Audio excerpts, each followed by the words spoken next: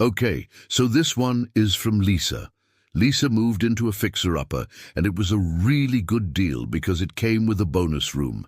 But when she walked in, she could have sworn she heard soft voices coming from the air vents. She couldn't make out what they were saying, but they definitely sounded like a man and a woman, and it seemed like they were whispering.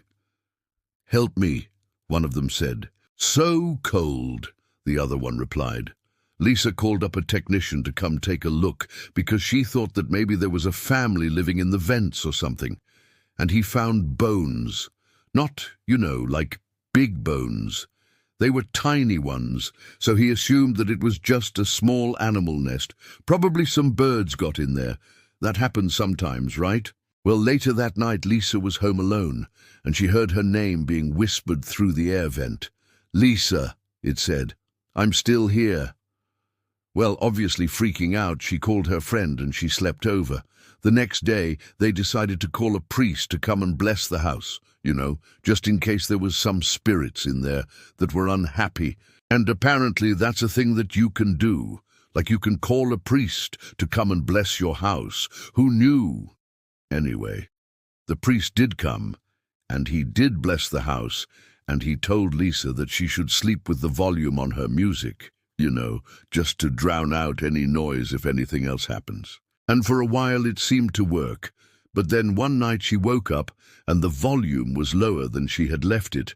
So she gets up to go to the bathroom, and as she's walking back to her bedroom, she sees that the radio in her kitchen, which she had also turned off, had its volume turned up all the way, and it was tuned to an old station that nobody even uses anymore. And then she hears footsteps behind her.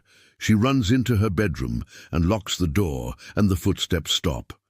In the morning after, of course, not sleeping at all, she calls her friend again and tells her about what happened, and her friend tells her to come over. But as she's driving over, she gets a phone call from her friend, and she says, "I haven't seen you all day. Are you coming?" And Lisa says, "What? I thought you were calling me because I didn't show up last night." And her friend was very confused because she never called her in the first place. So anyway, Lisa goes over to her friend's house and stays there for another night because she's too freaked out to stay in her own house alone. But when she goes to the bathroom, her friend's radio is turned up all the way. It's like it was tuned to that same old station that Lisa's radio was playing, and her friend is freaked out because she never listens to that station.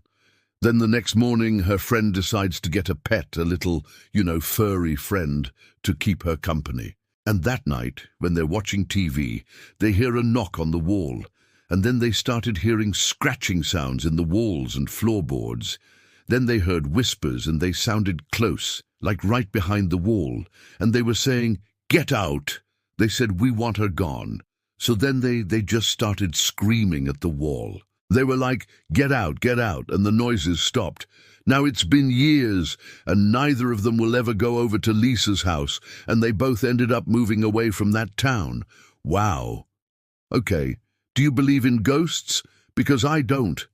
I don't know if I did before, but after reading stories like these, I definitely do not.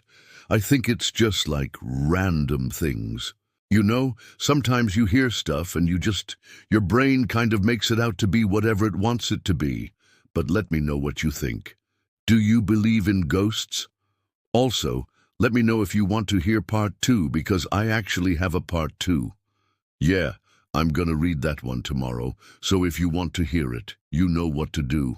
Also, don't forget to like and subscribe. I'll see you tomorrow. Bye.